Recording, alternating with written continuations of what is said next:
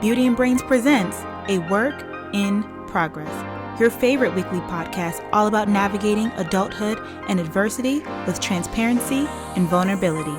Here, we highlight progress over perfection. You're listening to my personal and professional development diary, where I share the highs and lows and the real and raw parts of the story that no one talks about. I'm your host, Brelynn Hunt, A Work in Progress. Dear friend, I hope all is well with you, that you are as healthy in body as you are sound in mind and strong in spirit. Welcome back to Work in Progress, the podcast. Oh my gosh, you guys, I have been going through it. It was so difficult for me to set up my podcast today. When I tell you that, first of all, they are like filming literally a motorcycle scene for something, I guess a movie or something outside. And so they are literally like outside of my window. And I know my last podcast episode was really noisy. So I was trying to think, okay, where else can I film it? Because both of my rooms have the same size windows in them. And I need to be near the window to have lighting. So I basically read that a lot of people film their podcast in their closet. I said, you know what? I'm going to try and do it. But anyway.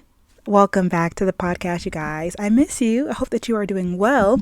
As you can tell by the title of today's podcast episode, we're going to be talking about my 2023 MCAT experience, as I just recently sat for the MCAT for the third time. I know it doesn't look like it because, excuse me, I look good. The camera is so far away. I pray to God that I'm in focus. If you guys, I always have to give a shout out to my audio listeners. Shout out to my audio listeners. If you are listening on Spotify, Apple Podcasts, or wherever you listen to your podcast, pause the podcast, rate it 5 stars, leave a great review, and why don't you go ahead and screenshot it and then share it on your story on Instagram and then tag me, and then I'll repost it to show my love and my gratitude for my audio listeners. But if you guys are Zebel Majors over here on YouTube, hey, you guys can see that I look pretty good. I've been trying to get myself together post MCAT exam season, which has just ended as I took my MCAT, what was it, 3 days ago? It feels like both a lifetime and also yesterday. This time was really different and it was really weird. So let's get into it. Let's talk about it. As you guys know, the MCAT has been my kryptonite. Like I mentioned, this is my third time taking it, and I'm doing so in order to receive the required exam score or close to it in order to get accepted into the medical school that I'm currently attending as a Master of Health Science student, or any medical school for that matter that'll take me. So yeah, let's get into it. I decided to not vlog very much leading up to this MCAT like I did last time. Last time it was much longer, and I feel like sometimes this is just a personal thing. Maybe other content creators will understand this, but I will sometimes in my mind think about what I'm doing in the ways that it can come off as being content, basically. Like things that I could journal, things that I could pray about, things that I could call a friend about, to my mom about. Sometimes I'm like, oh, like, can I make that into a vlog? Or like, should that be a podcast episode? And I feel like sometimes, at least for me, this personal season, this time around, I really just wanted to eliminate like all distractions and really focus, not get like too hard on myself, not like seek into a depression, not like overthink and overwhelm myself, but literally just work on the MCAT and do that. Now it was very hard. I'm not gonna lie, like easier said than done. But I think that taking the idea of creating content around it out of it definitely helped my mental a little bit, because I wasn't trying to overthink everything. But obviously I did want to share about my experience. I couldn't just hop on here and leave you guys hanging. You'd be like, what the heck? What happened? Especially because I haven't posted a YouTube video in so long. I took my test on the 14th and I go back to school on the 23rd. So I'm trying to take this week to catch up on all of my content and all my personal needs, clean out my house. Like literally, I just took down my Christmas tree today. And I'm not ashamed about it, because like I said, I was really just trying to focus on what I needed to do in order to succeed on this test. I really did not have that much time to study this time around, so I tried to cut out as much fluff as possible. And so things that just took up space in my think bank had to go. Like I mentioned, content creation really had to go. Editing videos, even though sometimes it's fun, sometimes it's relaxing, it does just take up mental capacity, and I just wanted to make sure that I was fully focused on studying for the MCAT. So yes, in this recap, I will share all the things that I think went well and what I think could have been better. Oh, and also, let me make this disclaimer. If you are listening to this because you asked me a question in my DMs and I sent you this link, that means that I answered your question in great detail in this podcast, and it was easier for you to just listen to me say it than for me to leave you on red until I have the time to type out the exact same answer that I'm probably going to say right now. So no shade. This is best for all of us. Again, think bank. Like sometimes I just don't have the capacity to message somebody a long explanation of exactly the answer that they want, that I've already spent my time, my money, my energy, and my effort to talk about on camera, edit it, and upload it on YouTube or a podcast. It happens a lot for a lot of different things. Asking questions from, y'all been doing this since Spelman, now y'all do it for Meharry. You asked about the MCAT thing. Like, I'm just like, I've answered this question a lot. I literally have answered it on camera for you. So that's why I had to make this disclaimer. I feel like this is a big, frequently asked question podcast. So hopefully you get your question answered. And if not, then you can definitely still DM me. I do love talking to you guys in my DM. So my DMs are always open if you have questions after watching/listening to this entire podcast. Okay, let's get into it. Planned versus reality. How I actually end up studying. Because, I didn't do what I thought I was going to do. I didn't use the resources that I thought I was going to use. Honestly, you're going to keep hearing me say this. It went by really, really fast. I knew that studying for 6 weeks was going to be fast, but it went by fast. So first things first, I did not follow the Excel sheet that I created. That was like a remake from the M1 at Meharry, who sent me like her everyday schedule, mainly because I fell behind on the first week and I never caught up. So if you guys have been keeping up with the vlogs and stuff, literally a day or two before I was going to start MCAT studying, I got invited to go to LA to be a part of the Black and Unlimited Digital Development Program presented by Walmart with Hooray Media. And I literally got flued out to LA, met Issa Rae, got all this like amazing, like it was just this amazing experience. You guys have probably seen the vlog and stuff by now, and you've seen me posting it on social media. And it was a once in a lifetime opportunity that I didn't want to give up. And I knew that I was going to be taking a week away from my MCAT studies, but I decided to go along with it anyway. I don't know whether or not I regret that decision because I do not have my score back yet. Oh, also another disclaimer. Do not ask me my score. Under no circumstances. Y'all know how I feel about this test. If I got the score, you'll know about it. If I didn't get the score, you'll know about it. If I got something close and it ended up working out, you'll know about it. Like, just please. I do plan on opening my score closer to, because last time I think my biggest regret is that I did not look at my score until 6 or so months until after I took the test. I mean, I had so much anxiety looking at the score, and rightfully so, because I was because I was in such a bubble studying for the test, and I was like just so anxious and depressed, and I had so many doubts and fears that when I finally took the test, for a moment all of that was over, and I could live in this la la land of like, well, what if? Like, what if it's enough? What if it's good? What if it's a great enough score? Like, what if? That felt so good that I lived in that for those 6 months. I traveled because I really did not get to travel that entire time. I competed for a pageant. I really just tried to enjoy myself and get back also to me, because I had really lost myself during that studying period of time.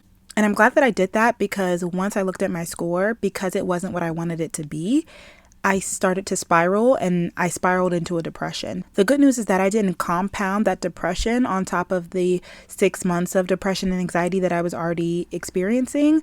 The bad news is that I didn't allow myself any snapback time. Like, I took my test in April. I could have looked at my score by May. And because it was worst case scenario, I could have retaken my test in September, but I literally didn't look at my score until August. By that point, it was too late for me to consider starting to study again and retaking it for that cycle. And and retaking it for that cycle. And that's why I say the Meharry program is such a shortcut, because I've been able to study and take the MCAT in the same period of time that I'm applying to medical school, in the same year that I want to matriculate in a medical school. However, like I said, that left me with 6 weeks to study, and it just did not feel like enough. So when I took away one of those weeks to travel to LA, I literally just did ANKI cards while I was there, but I wish that I would have set up my Kaplan and started to play around with it, because the reality is that it would have been really easy for me to keep up with Kaplan if I never got behind. But because I started behind, I literally didn't end up finishing all the videos and quizzes that I needed to do before I took my test. I waited to get home to start Kaplan,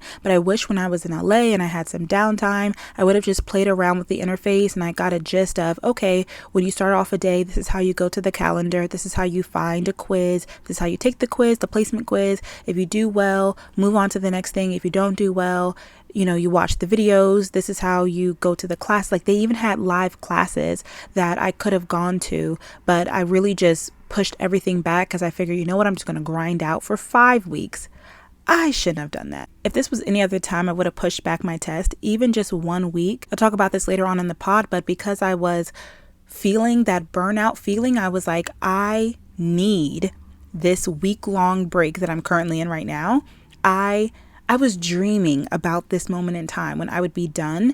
I didn't have school, I didn't have MCAT, and I could just relax. I could just catch up on my content. I could catch up on my Netflix. I could catch up on my sleep. I could catch up on my skincare. Because I went straight from school mode to MCAT mode, and it was the holidays time, I was so burnt out and ready to be done. And I didn't want to push back the test and take it in March or April, because then I would have to study for it at the same time that I'm taking my spring semester classes. Moving on to my next point, yes, I did follow along my Kaplan plan. Although I was behind, overall it was very visually pleasing to see the different topics spread out by days with practice questions and content videos assigned to them. 90% of the resources that I used to study this time was Kaplan. Because of that interface and the way that they also had AAMC practice materials embedded in their curriculum or embedded in their calendar, and their practice problems, like I said, their content videos, the live videos, the textbooks, they also had flashcards.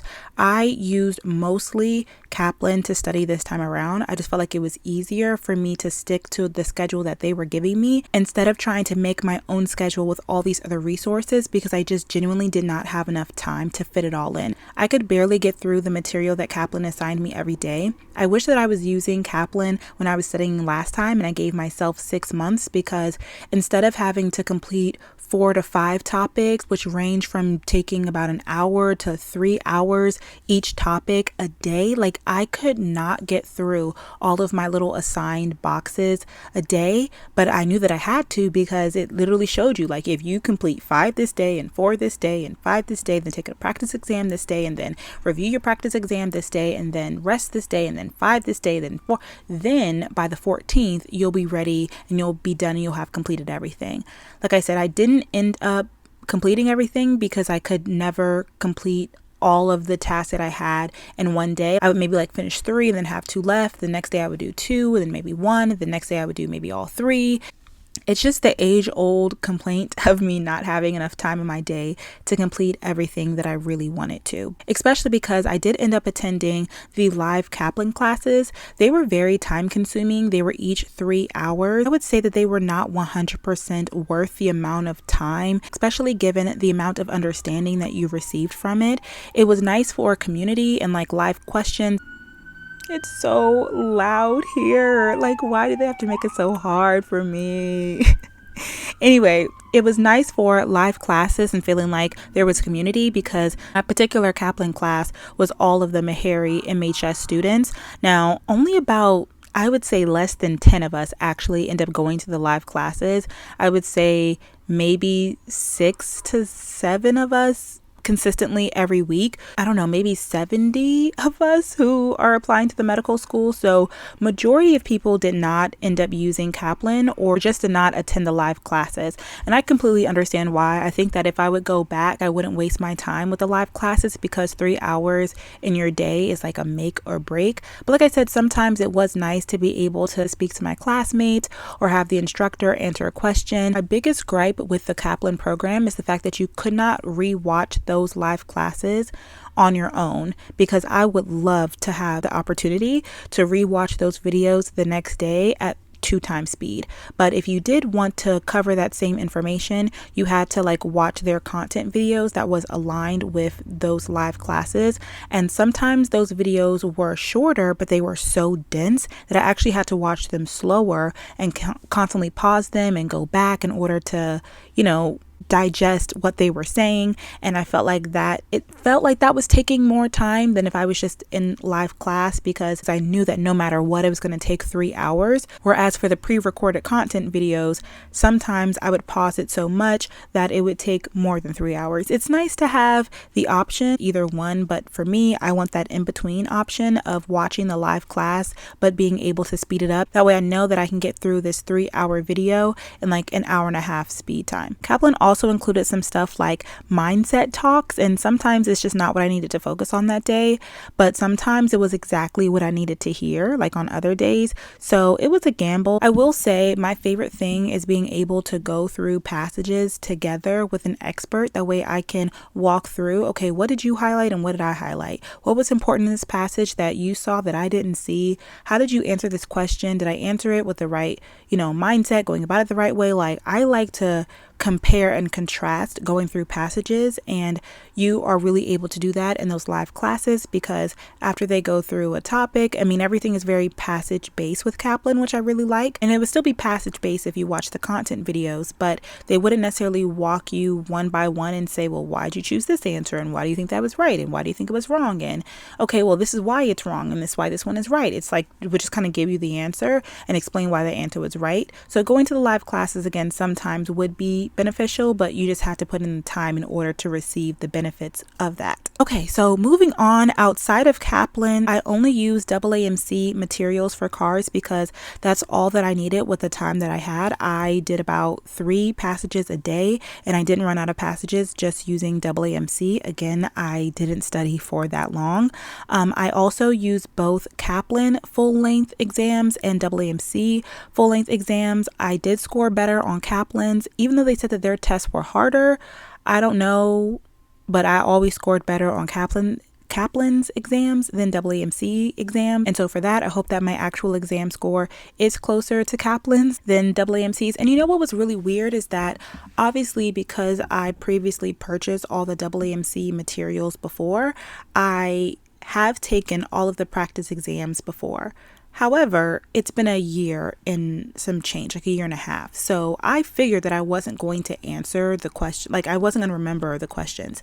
I think the cars passages were a little familiar, and sometimes the psychology stuff was familiar. The biochem and the chem phys, I looked at that stuff like I had never looked at it before.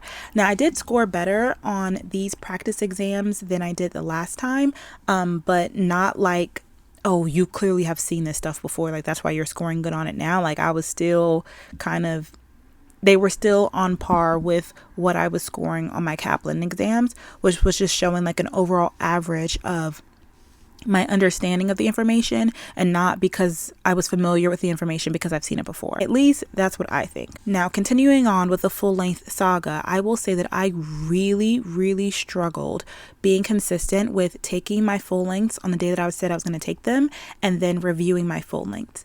This was the best feature for the Integrative MCAT tutoring program that I talked a lot about the last time, because that was the MCAT prep program that I used last time I studied for the MCAT. A lot of you guys want to know, like, is it worth it? Did your score increase? Do you recommend it? I literally talked about all of this in my previous MCAT videos, but as an update, I feel like in comparison to Kaplan, for me personally, I do prefer Kaplan, because I think that the biggest thing that people would tell me to do were practice problems. And IMT gave us content review. It gave us a ton of content review and deep nitty gritty content review, like down to the minute details. But it also was very specific for the MCAT. It was everything that you needed to know for the MCAT. If you were a career changer, like if you did not major in biology, chemistry, physics, for undergrad, then I would say IMT would be really great for you because it would give you everything that you need to know. If you are still an undergrad and you are doing well in your undergrad classes, your biologies, your chemistries, if you're already familiar with it, and I would say take a diagnostic test before choosing your program, because if I felt like, you know what, I'm really doing well in the chemistry and physics and the biology and biochem because these are exactly what I see my professors teaching and testing me on in class. I just need help with stuff like CARS and maybe the psychology and the sociology because I've never taken those before. And obviously CARS is a specific MCAT thing. Now, IMT did really well with CARS as like teaching CARS and reviewing CARS. My CARS score increased a lot with IMT. I don't know why my CARS score for my 2021 MCAT wasn't as high as it was when I practiced, because I was scoring very proficiently in CARS, and I would say this because I got a lot of practice through IMT. Kaplan only provided the AAMC to review for CARS. So if you are not scoring well in CARS and you are only using Kaplan, you're not going to improve as much as you would with a teacher who breaks down like, these are all the different question types. They had some stuff, they did have some classes, and they did do some practice problems like in those live classes, but night and day. Like, I feel like I really just had to brush off the cobwebs is what I'm trying to say. I had to dust off the cobwebs from all the stuff that I knew when I learned about CARS from IMT. And I coupled that with the AAMC material the second time around, again, looking at things. And there's just so many CARS passages. Again, even though this was like my second time looking at them, I did not remember the answers. I did not remember, like, sometimes I even compare, like, am I getting the same questions wrong last time as I did this time? Most of the time I did not.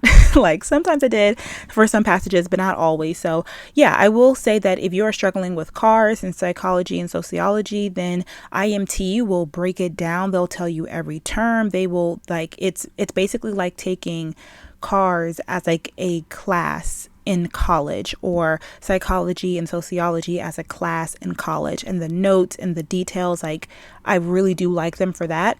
And I feel the same way for chemistry and physics. The problem is, and biology and biochemistry as well, my problem is that they weren't able to provide as many practice problems that I needed. Like, I needed practice for chemistry and physics and biology and biochemistry because those are my weak sections. In the IMT program, they'll give you textbooks and they'll give you like PDFs, and like after class, they'll say, if you want to do practice problems, go to this textbook, like this page, or like, here's a chapter in the book. But to me, that was so far-fetched. It's like, I could just use my physiology textbook. And one of the textbooks was literally a textbook that I had in graduate school. And I'm like, these are not the same type of questions that the MCAT asks you. It's also very different doing it on a PDF versus doing it on a AAMC style interface. Now, IMT goes hand in hand with the AAMC, I forget what it's called, syllabus basically of what's on the MCAT.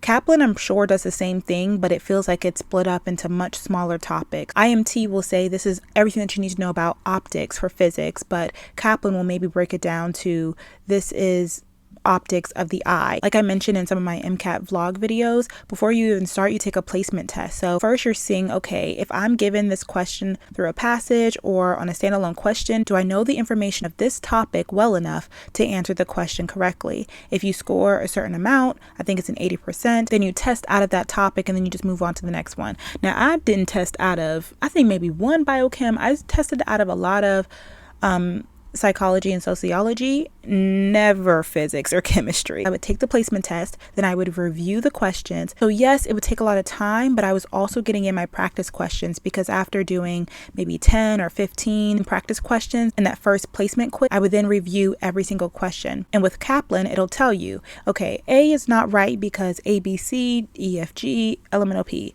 B is not right because ABC, and C is right because here's the formula, here's how you do the math, etc., etc.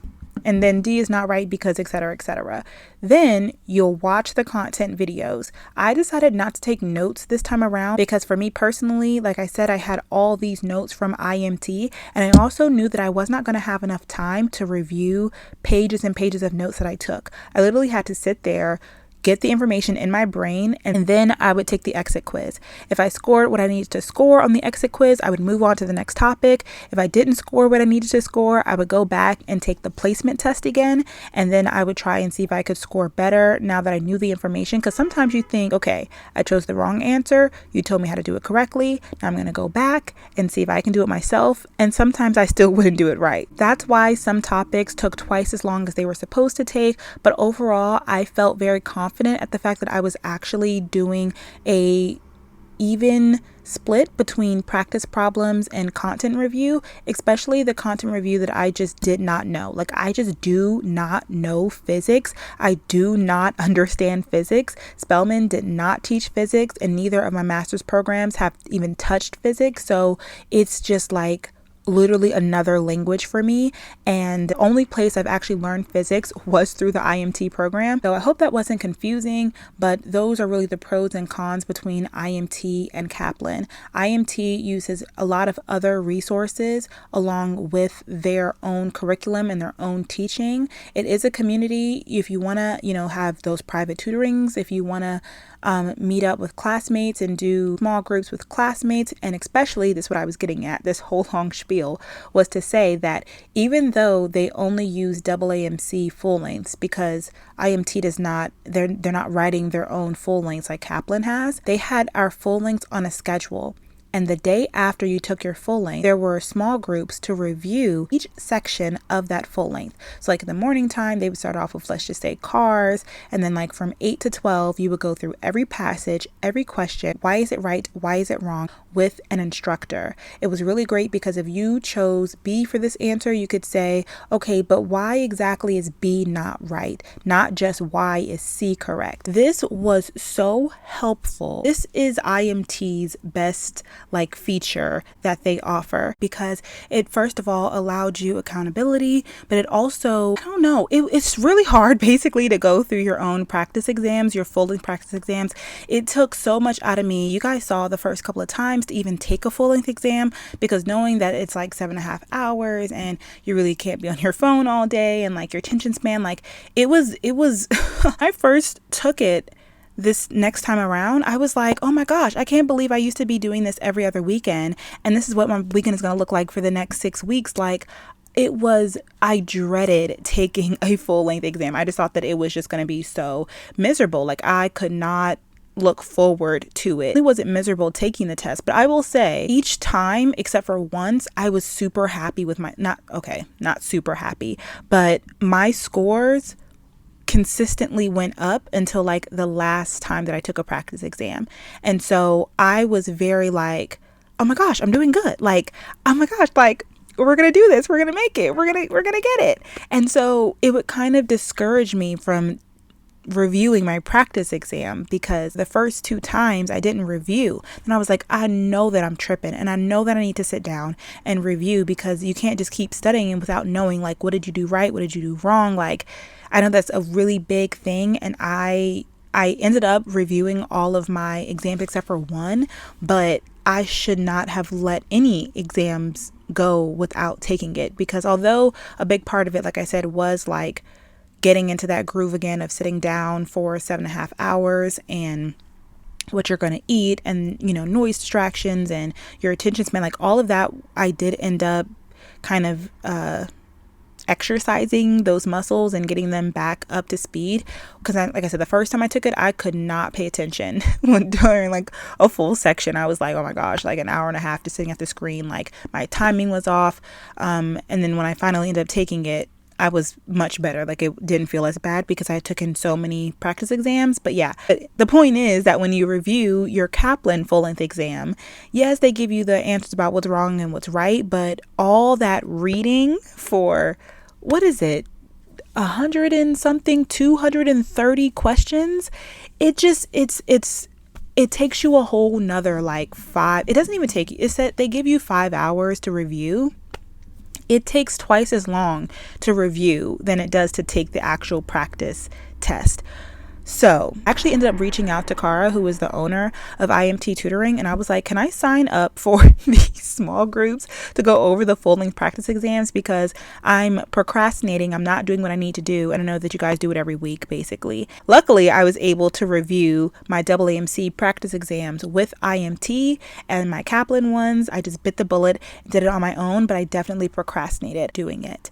One of the tips that the Kaplan instructor gave us was to Weeme Excel sheet, basically, which is why I missed it. And you would basically talk about like the passage, the number, how much time it took. I changed mine around because the one that they gave us, it had too many different topics. But what I really wanted to see was how long was I taking on the questions that I was getting wrong, what topics were. So if I saw for psychology and sociology that I kept getting self-identity questions wrong, that means that I need to go and read up or watch some content videos about self-identity. And the same thing, if I keep saying optics, but I don't know why, that's the one, I guess, physics thing that is stuck in my mind. If I keep getting optics questions wrong, then I'm going to go and review optics. I did like that. It takes a long time. I use it for all 4 sections, even for cars. I know that I really struggle with reasoning beyond the text questions, especially if it was an inference and I didn't take my time answering the questions. Basically, through the Weeme chart, I was able to see on the questions that I just thought that I had right. If I thought that I understood the voice of the author well enough, I would answer questions quickly, which is good. But sometimes for the inference questions, I needed to take a little bit more time, because sometimes I would jumble up what I think the author would think, and that would make me get the question wrong. So I was able to figure that out through the Weeme Excel sheet. So I will leave that in the description box if you guys want a copy of it, and you can kind of just get a gist of how to review your full-length exams in order to get information out of it and then target your studying afterwards. If you guys haven't been able to tell, I scrapped ANKI because I couldn't randomly just study chemistry and physics and biology and biochem stuff. I knew this was going to be a thing. If I created my own chemistry and physics, or if I created my own MCAT flashcards based off of information that I learned, and I was like, I keep forgetting it, and make a flashcard of it, that's one thing.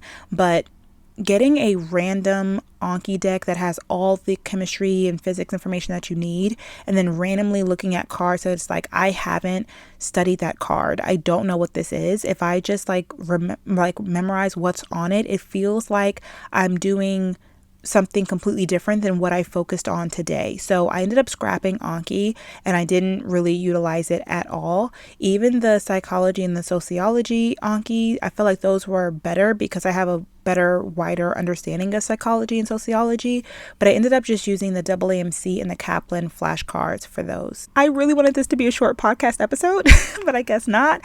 And yeah, that was basically a gist of all of the resources that I use and how I actually ended up studying for the MCAT. Let's talk about exam anxiety and my feelings leading up to the exam, because I know that the first podcast episode that I filmed was called Doubt, Depression, and something else. something sad, when I was talking about my last MCAT experience. And so I guess we can talk about how I felt this time around. It was a lot of avoiding. I avoided a lot. I was avoiding big time. I talked to my therapist about how, some people are, when it comes to the fight or flight, I freeze and I just don't move. I don't want to do it. Like, if I don't want to do it, I was just avoiding it. Taking my full-length exam, I avoided. Starting to studying, I avoided. Taking full-length exams, I avoided. Reviewing the full-length exams, I avoided. I was just, and it was really hard because there was nobody to say, get up, do this, turn this in. Of course, you're doing it for a grade, the ultimate grade, but it's really hard when you are in charge of your own motivation. And it's it wasn't that I wasn't motivated. That's what was really killing me. It's I'm not motivated. I have great motivation to do well on this exam, but I'm anxious about not doing well. So I'm freezing, and that makes me even more anxious, because then I'm you don't have enough time to freeze. You don't have enough time to waste days or, hours or however much time I wasted. You don't have time to waste any time. But I will say that a lot of the times I was able to get myself out of it just by doing it scared or eventually doing it and then realizing like it wasn't as bad as I thought. So like I said, when I first took my full length practice exam, I scored better than I did when I took my real exam in 2021, and that gave me a really positive headspace moving forward with studying. And then I took my next full length after not reviewing my previous full length, and then I scored 3 points higher. I was like, okay, you know what? Like, you can do this. So I think just ultimately doing better was helping my mindset, and it allowed me to just not be as anxious, because I'd be like, you're working yourself up. And especially because I was working myself up because of the lack of time, it was like, don't waste your time worrying. Easier said than done. Like, obviously I'm done now, so looking back on it, I can be like, why'd you do that? But in the moment, it was like I would be stuck and frozen some days. And also sometimes it was because I was tired. Like, I obviously had to study for a lot of hours during the day, and I gave myself Sundays off, and giving yourself one day off a week is still very tiring. Like, I personally like, 2 to 3 days off.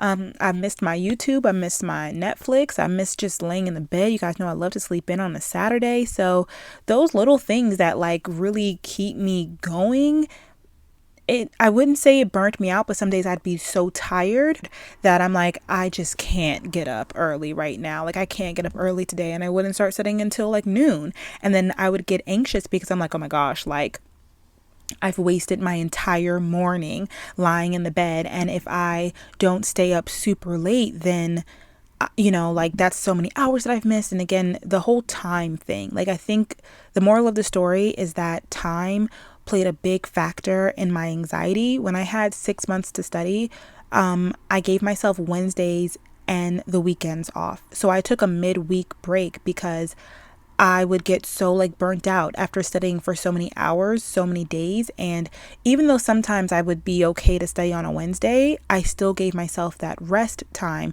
That way on Thursday, I could go for those 10 hours, and Friday I could go for those 10 hours, and Saturday I could take a practice exam. But this time, sometimes I would like, it would be time for my practice exam, and I'd be so tired that I would push the exam back a day and then rest a day before it. And then sometimes I would take the practice exam, I'd push myself, but then after the practice exam, I'd be so tired that I wouldn't, as we talked about, review my practice exam. So yeah, that was basically how my exam anxiety manifested this time around. Just basically wishing that I could rest during winter break instead of having to study and study harder. That was like the biggest juxtaposition.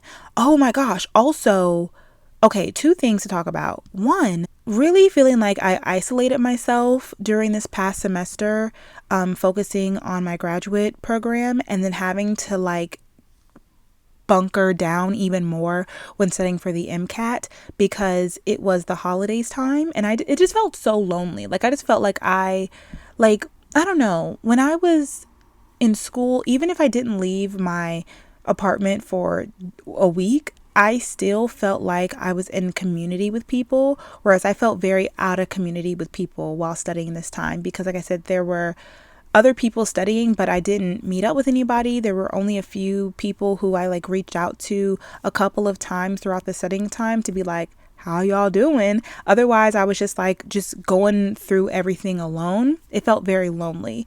And I couldn't reach out. I could reach out to friends for sure, but I also ended up basically having to ask my friends to give me space because it was the holidays time. So my last day of classes was the week of Thanksgiving. I took that week off. I went to Thanksgiving with my family. I rested. And then that next week when I was supposed to start, I procrastinated. I took a full length exam, and then I ended up going to LA. By the time I got back, it was like Christmas time. So now people want to meet up and go Christmas shopping, do Christmas dinner, just like meet up. And I'm like, I can't.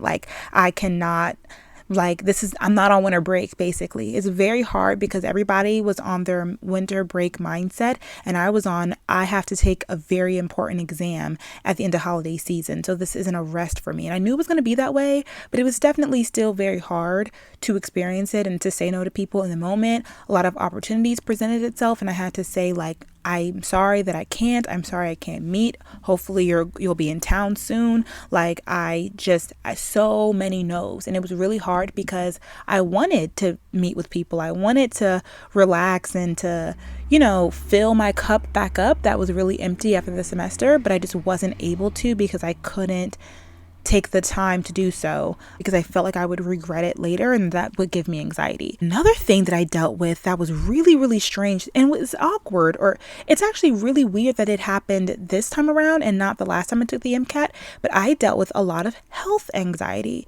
Now, I did get COVID this time last year, and I think I got COVID this time again, which is really weird because I did not leave. Y'all, when I tell you I did not leave my house, I didn't even go. I went down to the study pods one time, and it was literally for a vlog. I was in my apartment for 6 weeks straight. I went to church and the grocery store, and I came home and I studied, and that was it. And there was maybe like 3 times where I felt like very, very sick. Like one time, and I don't know why, I just never took a COVID test, but I was like, well, what's the point? I'm just gonna have to stay at home anyway. And I just dealt with it, basically. Like one time I had my period, and literally, you guys, I know some people like to give disclaimers like period talk is TMI, but I'm literally a future gynecologist and OBGYN, and I'm a woman. And so I talk about my period because it's a natural thing. Personally, I'm a 3-day bleeder. Okay. First day, very heavy. Day 2 and day 3, very light. I have a very, very tolerable period. Now that first day, the cramps will knock me out, but the other, 2 days, I'm good to go. This day, or this period, was so bad that I only bled for 1 day, but it was it was very extreme. And I was like, what the heck is going on? Like, I was woozy. I lost a lot of blood. And I was like, why this period? Like, why? And I was glad that I had this period before my MCAT, but it was like a week before my MCAT. And so I was like bedridden. Like I couldn't get out of the bed because I was in so much pain. The pain meds didn't help. Tea didn't help. Like it was like one of those periods where like, no, I have to sleep. Like only thing that I can do is sleep. But I have anxiety if I sleep too long when I'm supposed to be studying, but I could not study because I was in so much pain. So like that happened 1 week. Like I said, 1 week, my mom and her boyfriend ended up getting COVID during Christmas, and they still came around. I literally started to have chills and body aches and nausea and a cough. And I was thinking to myself, like, oh my gosh, like I have COVID. And maybe this is just me. Comment down below if you have had COVID and you have had it twice and you knew the second time that you had it because you experienced it the first time. Does that make any sense? Basically, I know what COVID feels like. And so I knew that I had it. I was like, oh my gosh, I'm sick. Like I feel it, but there's nothing that I can do about it. I can't take off of work. I can't get an excuse for school. Like the test is going to be the 14th no matter what. So I still had to study even though I did not feel good. And it was miserable. I was so miserable studying that way. And like I said, that it was another time that it also ended up being very like nasally, very like head cold like, symptoms. Like my nose was running. I ended up having to like have tissues by me all the time. I was coughing, a very dry cough. And when I tell you guys that I was literally taking immunity shots, vitamin C, wearing a mask to church in the grocery store, and I was like, why do I keep getting sick? I'm pretty sure the high stress levels of studying for the test was getting me sick, but yeah, I was just getting test anxiety because I was like, well, health anxiety that was test anxiety that was manifesting as health anxiety. I'm not really sure which one it was, but I was so afraid that I was going to be sick during my test and either not able to take it, or sick during my test and not able to do as well as I could do, or just sick while studying and I was going to be wasting days and times because I was having to take time to rest. So that was a really big thing that happened this time, and it didn't happen at all last time. Like, I don't think I was sick the whole 6 months, and I don't get sick that often. And literally within a span of 6 weeks, I was like sick on 3 different occasions. Very, very weird. Very, very strange. Yeah. So that's the gist of my exam anxiety. Mini burnout spurts, taking days off to rest, anxiety, restart, getting sick, restart. Let's move on to my test day experience recap. This is honestly going to be very short. I feel like it was such a blur, and I don't really know why. I don't know why it just doesn't feel like it doesn't feel like it happened. It was very different than the other times. The first time I took the exam, it was in Atlanta, and the second time I took it, it was at the same place, but it was during COVID restrictions. So this time they didn't have any restrictions. The people were nicer. Everything was just, between, like, last time I stayed at a hotel, and also my exam was at 3 p.m. So I had like a whole morning routine before I would take my full length exams. This time, my exam was at 8 a.m. You could only take it at 8 a.m. Unfortunately, I would choose the 3 p.m. if I could, because I'm just not a get somewhere by 8 a.m. girl.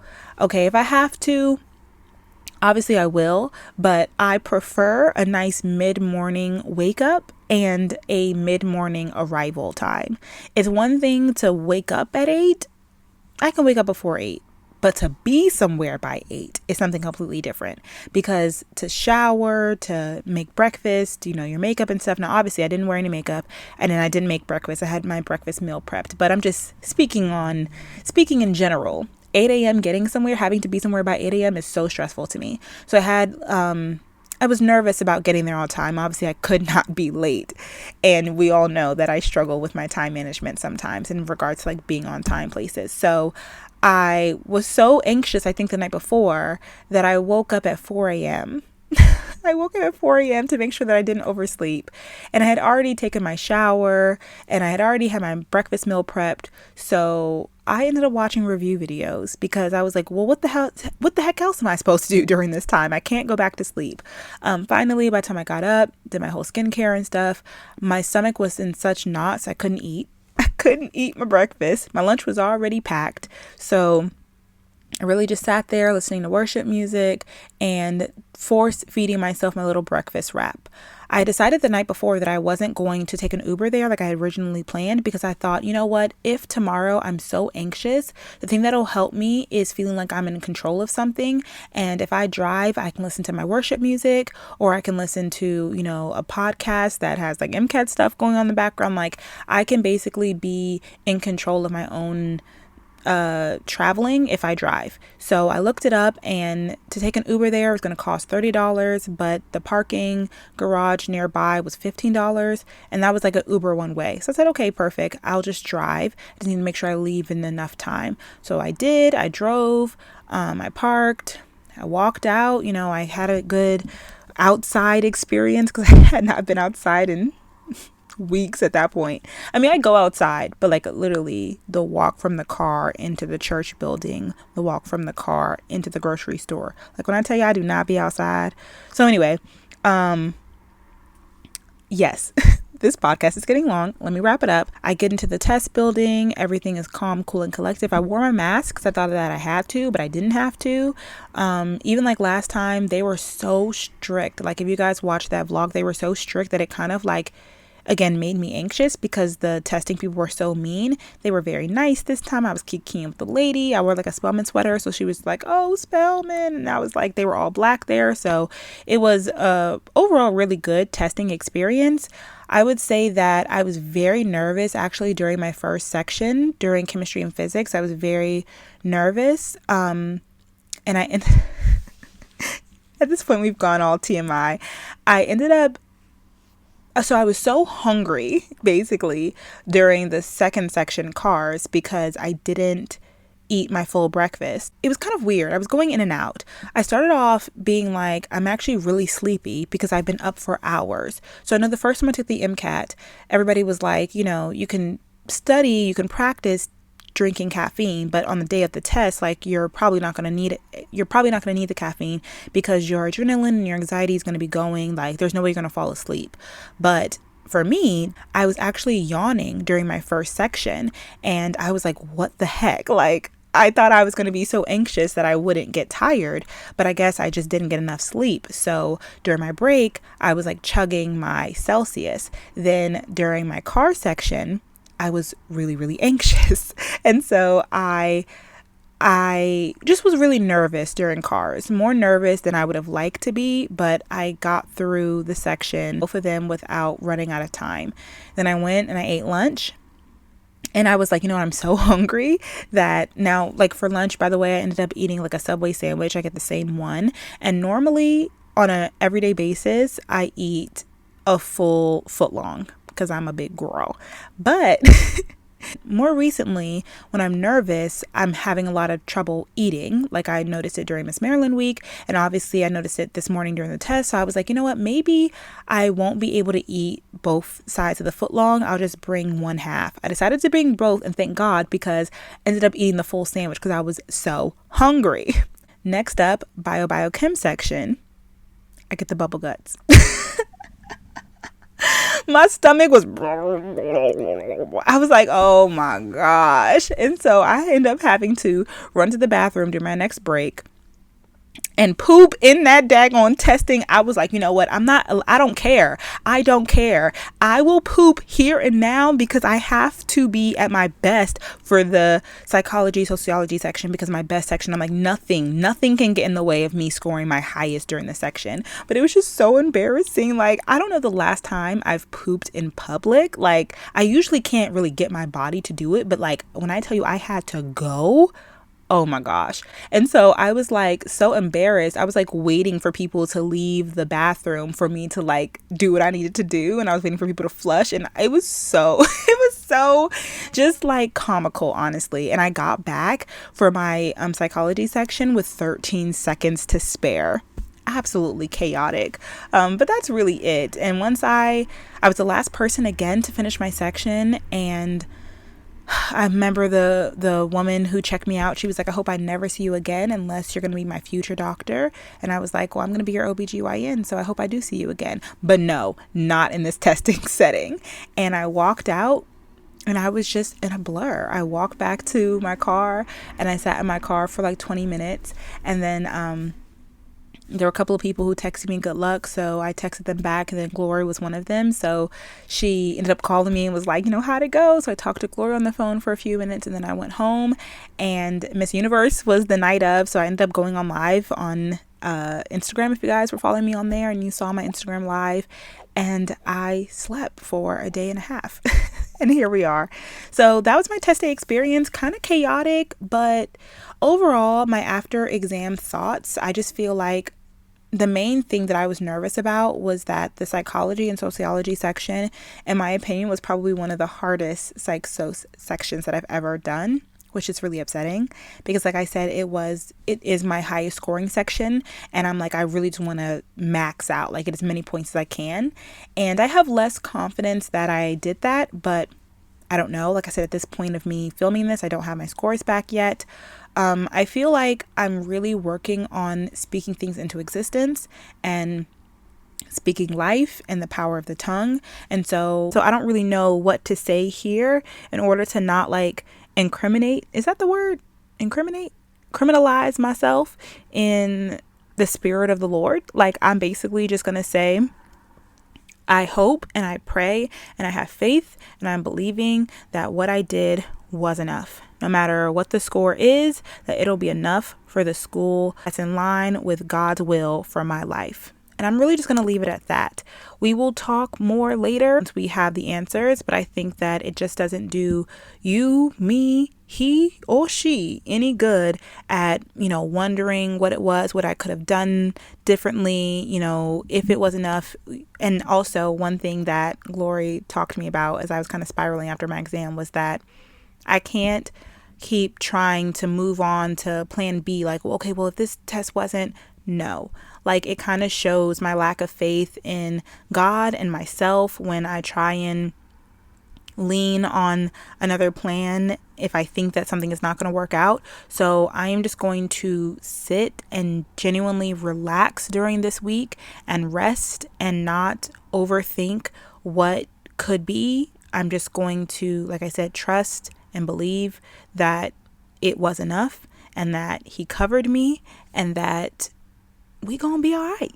Originally, I was going to share kind of like my plan for my worst case scenario, but I don't even want to put that out there because we're not going to do that. We're just not. We're not going to even think about the worst case scenario. As far as an update goes, it'll be a long time until you guys know specifically like which medical schools I end up getting accepted to and choosing, because like I mentioned, for Meharry Medical College, I will not even be invited for an interview until after my spring semester grades are in. So once my MCAT score is back and Meharry receives the score and then they receive my spring semester grades, then they can invite me to the interview and then extend an invitation into their medical program. Like I mentioned before, that could be as late as July. So once again, we have found ourselves in a waiting season. I know you guys loved my waiting season podcast last year, and I think it's because a lot of us was really just going through it, and I feel like I've learned a lot from that season. And I will say one thing that I'm really trying to work on, that I have just been praying about when studying for the MCAT this time, is like, Lord, what is the lesson that I have not been able to learn in these previous seasons that the same test keeps, like, literally and figuratively, these tests keep showing up? Why do I keep having to repeat this test? What am I not learning? Is it my trust in you? Is it, my time management? Is it my dedicate? Like, what is it that I need to work on and improve on and master so that way I can move on from this test and into the future that you have planned for me? So I've really just been trying to sit in that, and I feel like because of that, my waiting season podcasts this time around are going to be very different than they were last year. That's a good thing, and it shows improvement. If you haven't already listened to those podcasts, or if you need to re-listen to them because of the season that you're in, they will always be there for you. Definitely check out the A Work in Progress podcast. But until then, I'll be leaving it up to God, having fun, trusting in Him. I'm also fasting in faith during this time, not the entire time until I receive my score back, but for the last 2 weeks of January, since I wasn't able to fast the first 2 weeks. Luckily, this is also the time period that my church is fasting. So that's really awesome. It's allowing me to stay grounded and connected as I prepare for the next semester of graduate school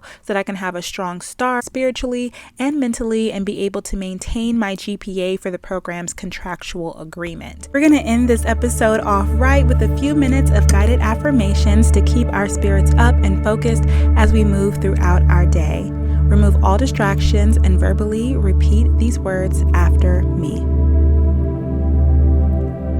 I can retain information with ease.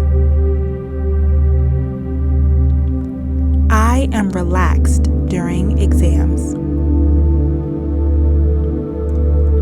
I am thankful for the opportunity to go to school. I am a quick learner. My ability to learn improves every day. I love learning new things. I give my all, so good things always come to me. Thank you so much for listening to today's podcast episode. If you enjoyed it, please be sure to subscribe, give it 5 stars on Apple Podcasts, Spotify, or wherever you listen to your podcasts. If you're not already watching the pod, make sure to join us over here on youtube.com/beautyandbrains. Also, you can follow me on my social media at Brelynn.hunt. Don't forget about TikTok. I'm going to be on TikTok this year, y'all. That's probably what everybody is saying. I don't know. We'll see. You can also visit my website, BrelynHunt.com, for weekly podcast updates or to contact me to share your story. And until next time, be sure to live each day to the fullest because you only live once, and give yourself some grace. We are all just a work in progress. Bye.